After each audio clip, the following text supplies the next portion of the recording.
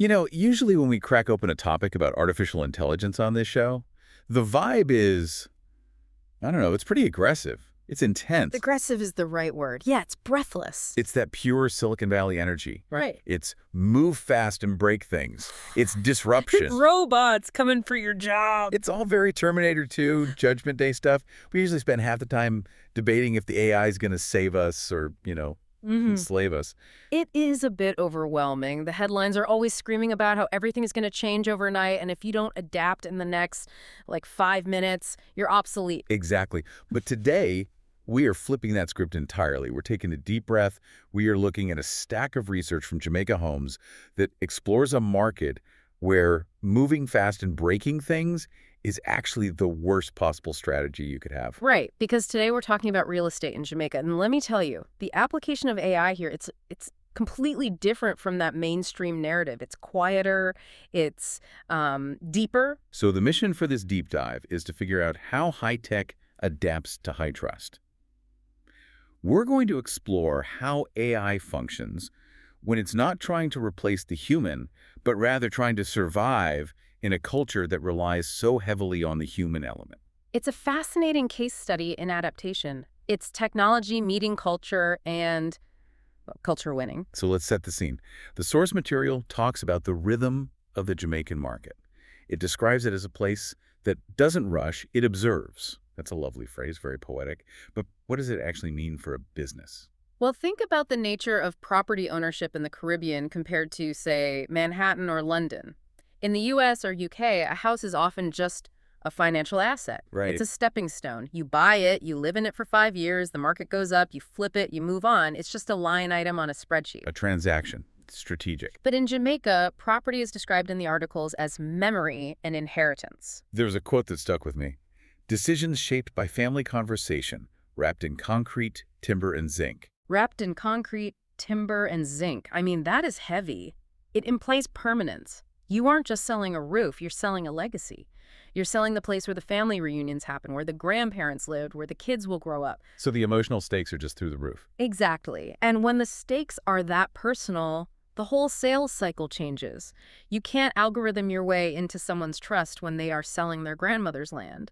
If you come in with that move fast, tech bro energy, pushing for a quick close, You're going to hit a wall, a big one. you'll be alienated immediately. The market demands patience. It demands a conversation. And that brings us to, I guess, the core thesis of this entire deep dive, the aha moment, if you will. Okay, lay it on us. So what's the role of AI if it's not about speed? In this context, the goal of AI isn't to speed up the agent so they can churn through more clients like a factory line.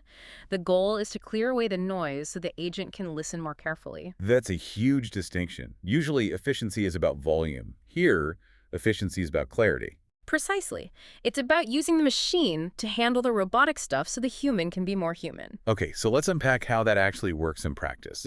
Because listening carefully sounds nice, but we need to see the tools. The source material breaks this down into a few pillars, and the first one is this idea of the invisible assistant, specifically writing. The generative AI.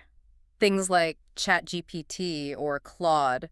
Now, we've all seen bad AI writing. I call it LinkedIn speak. It's robotic, it's full of buzzwords, and it feels empty. Soulless. Like it was written by a committee of robots who have never actually seen a house. Right. But for a real estate agent, the tyranny of the blank page is a real problem. You've got 10 listings to upload, it's late, you're tired, and you're just staring at a blinking cursor. Yeah. And that is where the invisible assistant shines.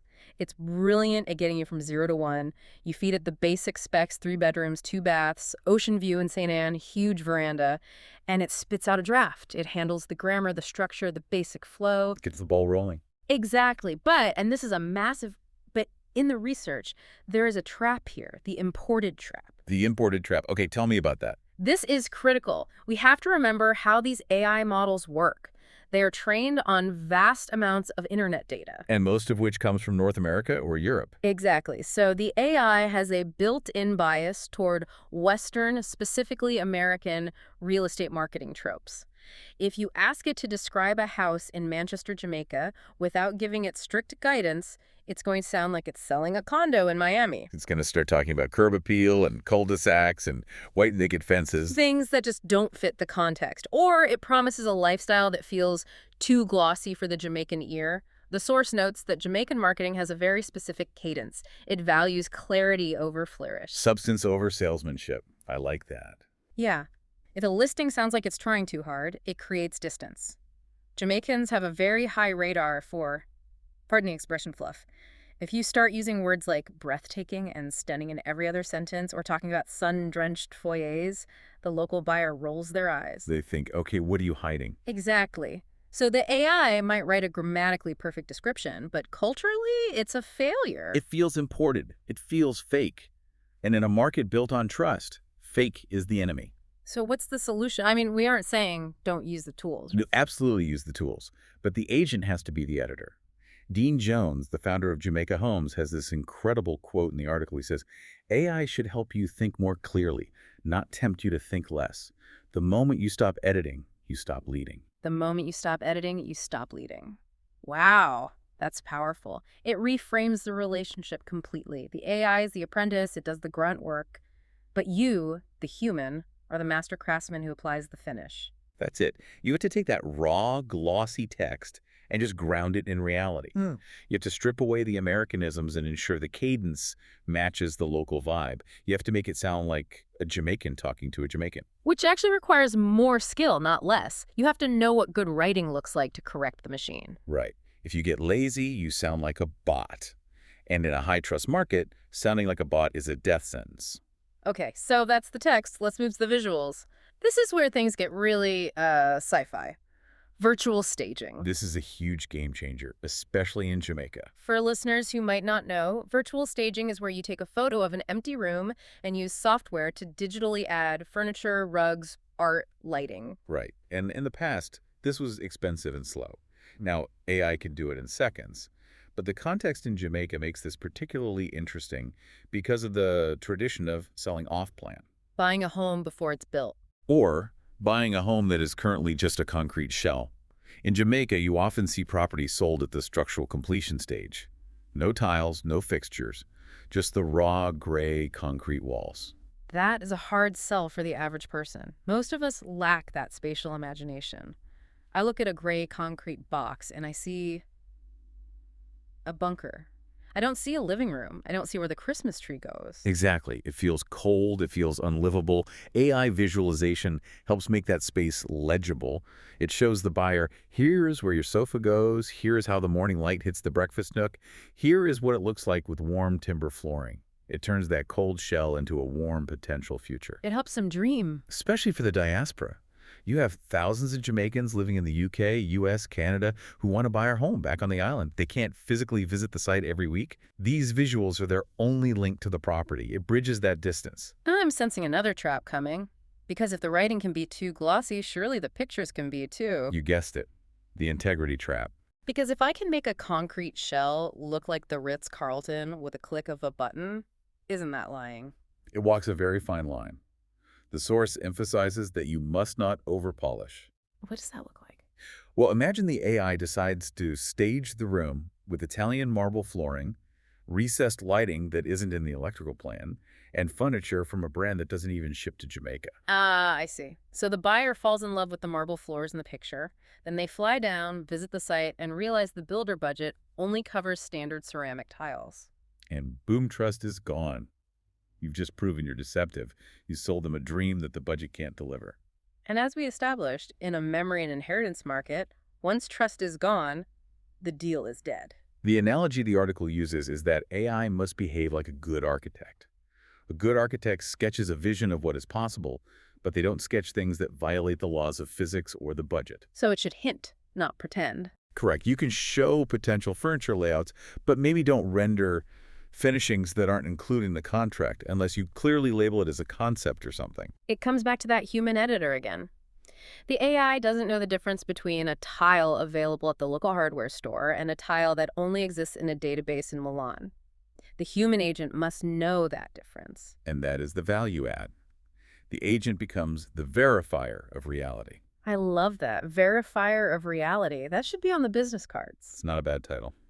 All right, let's go backstage. We've done the pretty pictures and the nice descriptions. Now we have to talk about the invisible work, the unsexy stuff, the back end. The CRM, customer relationship management systems. I can hear our listeners yawning, oh boy, databases.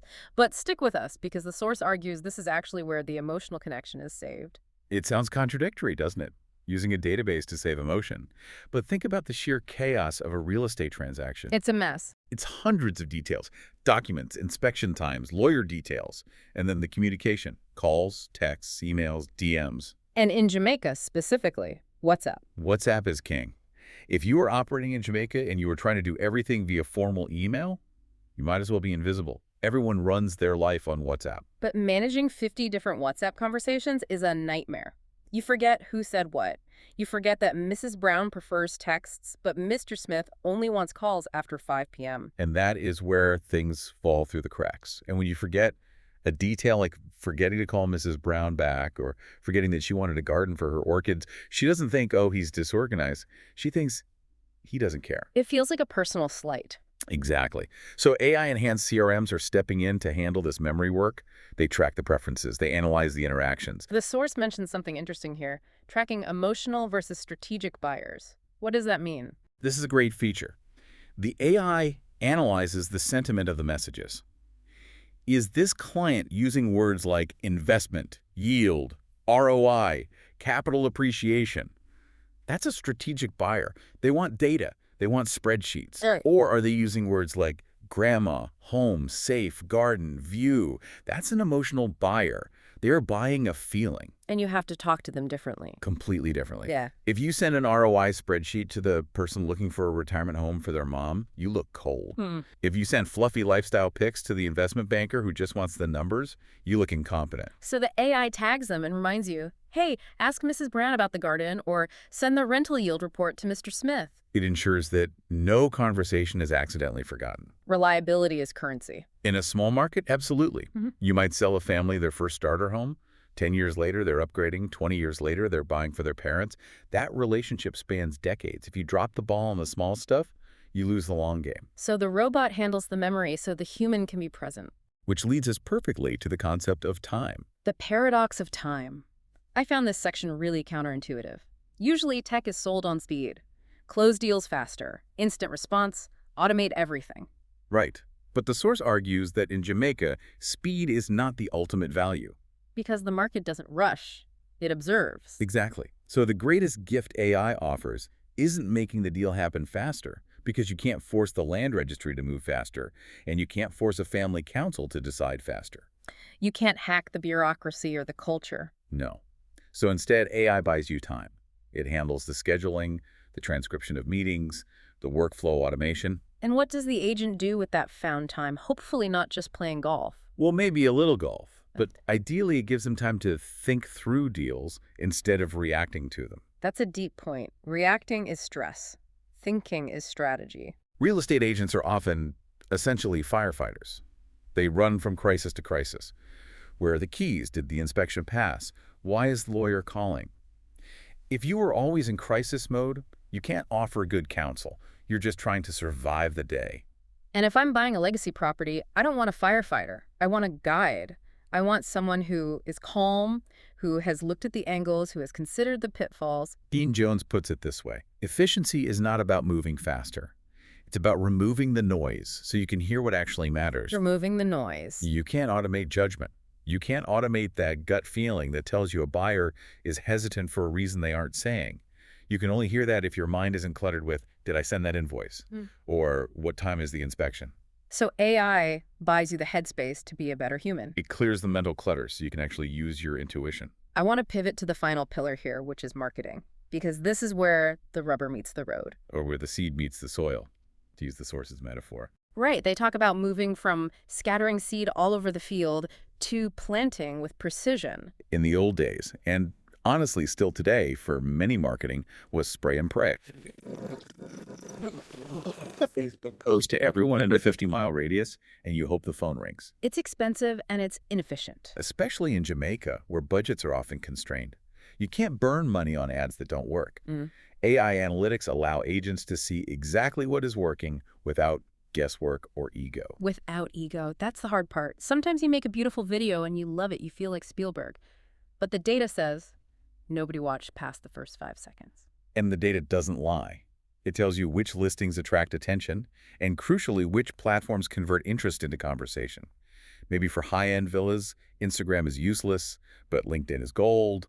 You wouldn't necessarily know that without the data. But we have to talk about the data itself. The source material has a specific section on ethics and responsibility regarding how this data is used. And this isn't just about being a good person. It's about business survival. Absolutely. This is a major point in the source material. AI doesn't absolve you of responsibility. It heightens it. What are the specific risks here? Well, first is confidentiality. We mentioned trust is everything. If an agent takes their client's private financial data, income, credit score, details about a divorce causing the sale, and pastes it into a public AI tool like standard ChatGPT to generate a summary. Whoa.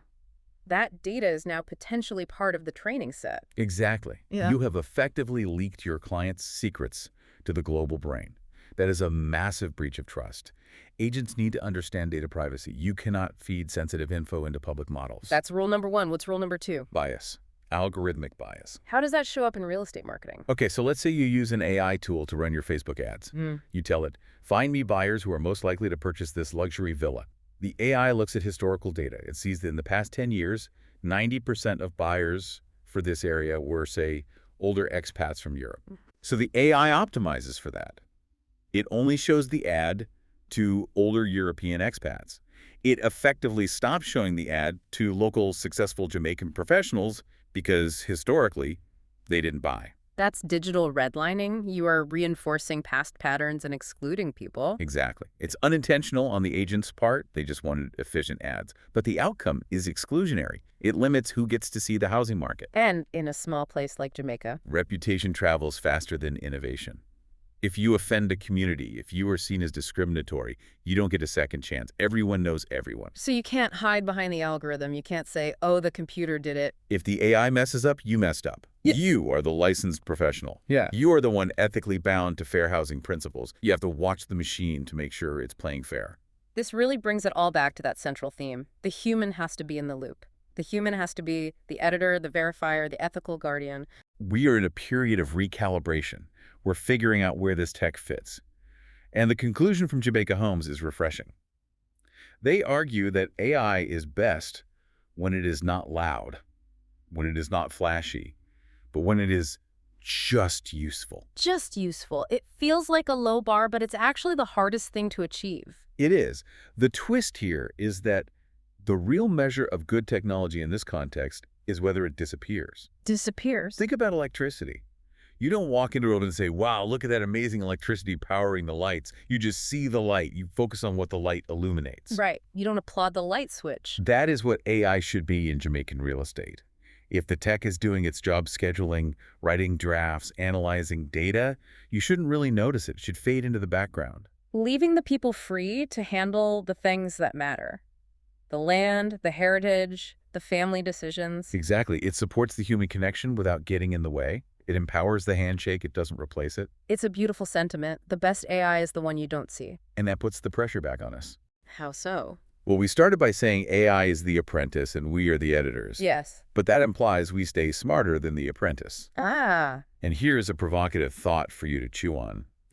If AI is the apprentice and we are the editors, are we keeping our skills sharp enough to actually do the editing?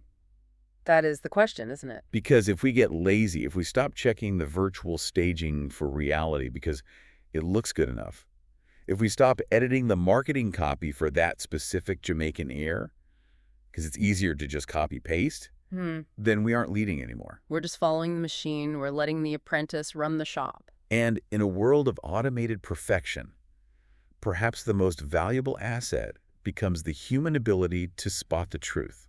The ability to see what is real versus what is generated. The human ability to spot the truth. I think that's going to be the premium skill of the next decade in real estate and everywhere else. I agree completely. It's not about who can use the tool the fastest. It's about who has the taste and the judgment to use it right. Well, that brings us to the end of today's deep dive into the quiet revolution of AI in Jamaica. A huge thank you to the insights from Jamaica Homes for grounding this discussion in such a rich cultural context. It's a reminder that technology doesn't exist in a vacuum, it has to live where people live. It was a pleasure. A really important conversation. And thank you for listening. Keep editing, keep leading, and don't let the apprentice take over the shop. We'll catch you on the next deep dive.